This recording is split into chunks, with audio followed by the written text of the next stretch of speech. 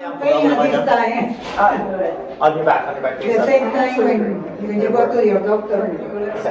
I already signed it, thank you. Face up, face up.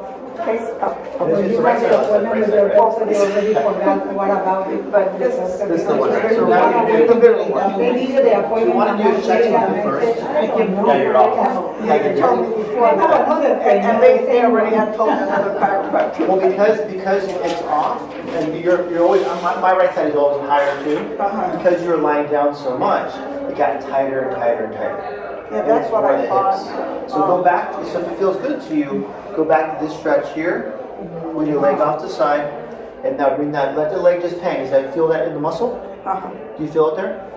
It feels okay. Good. So at home, because you'll have a lower bed, bring that foot back more.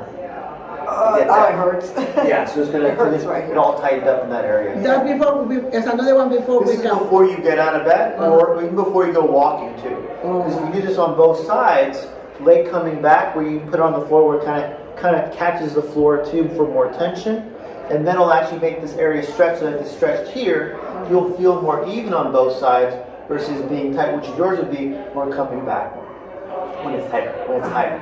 So other side too.